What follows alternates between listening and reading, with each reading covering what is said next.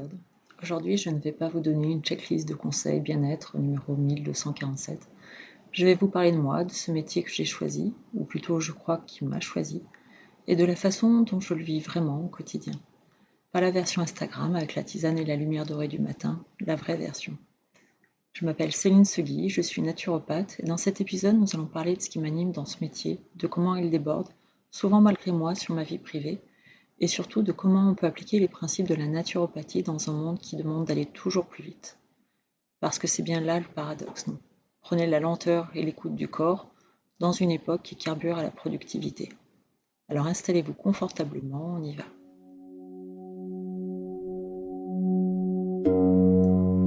Si je devais résumer en une phrase ce qui m'a mené à la naturopathie, ce serait ça.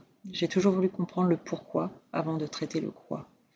Évidemment, il y a eu un événement déclencheur dans mon parcours professionnel qui m'a demandé une remise en question. Et c'est tout naturellement que je me suis dirigée vers la naturopathie, vers plus de simplicité et vers ce qui m'animait vraiment. Ce qui me passionne dans cette approche, c'est qu'elle refuse la fragmentation. On ne soigne pas un symptôme isolé, on regarde une personne entière, à la fois son sommeil, son stress, son alimentation, mais aussi ses émotions, son histoire. Et c'est fascinant de voir à quel point tout est relié.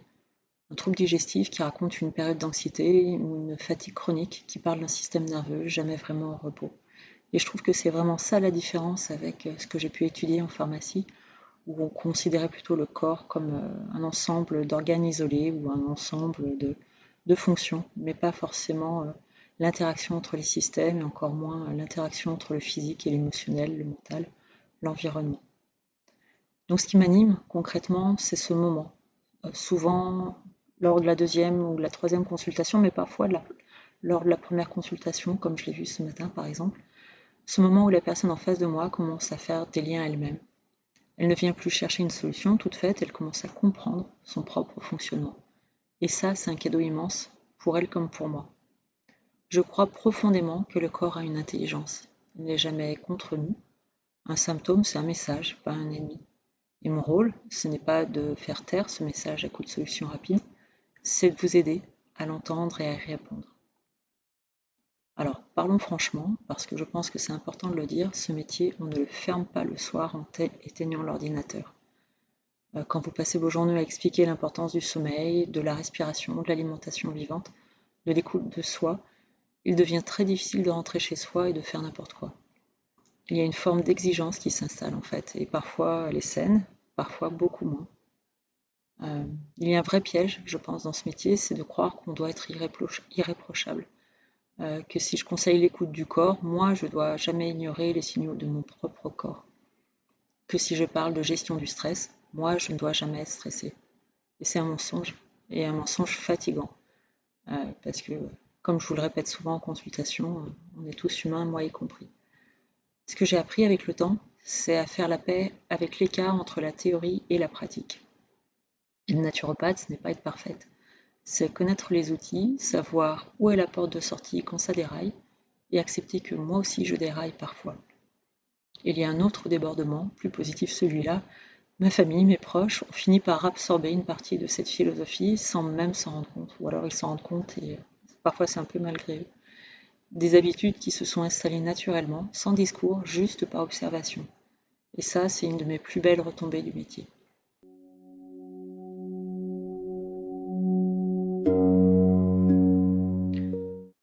Donc, comment appliquer la naturopathie dans un monde rapide ? C'est vraiment la question que tout le monde me pose.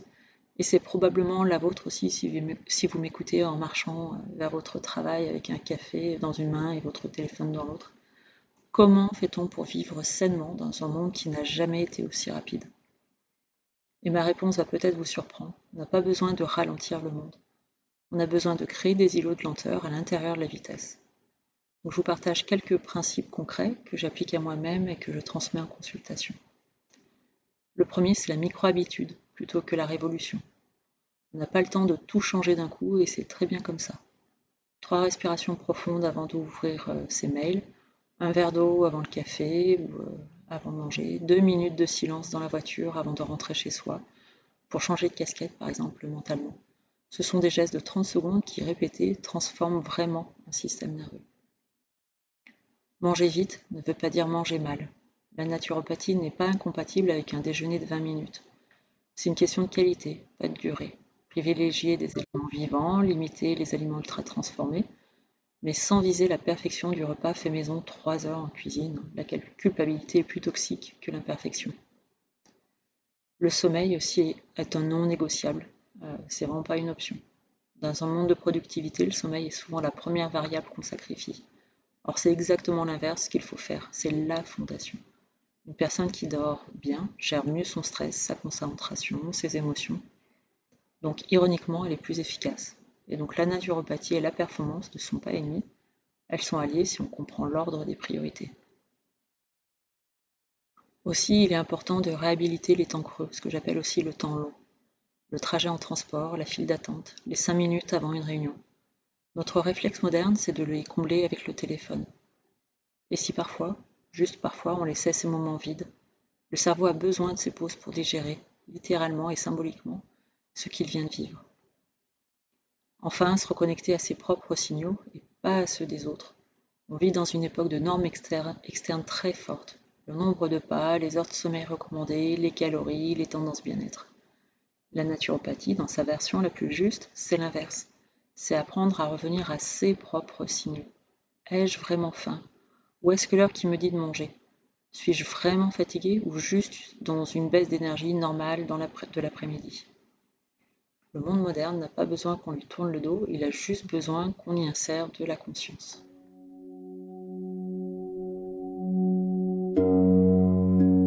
Je voudrais aussi aborder 2 ou 3 idées reçues avant de conclure, parce qu'elles reviennent tout le temps en consultation.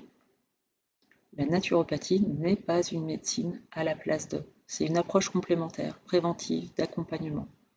Je ne remplace jamais un suivi médical, je travaille en parallèle, parfois main dans la main avec les médecins ou d'autres professionnels de santé, et c'est une collaboration que je trouve essentielle et qui, je pense, va se renforcer dans les années à venir. Aussi, le biohacking, ce n'est pas de la naturopathie. On vit une époque où bien-être rime parfois avec une optimisation extrême. Compléments alimentaires en cascade, protocoles ultra stricts, quantification permanente de soi.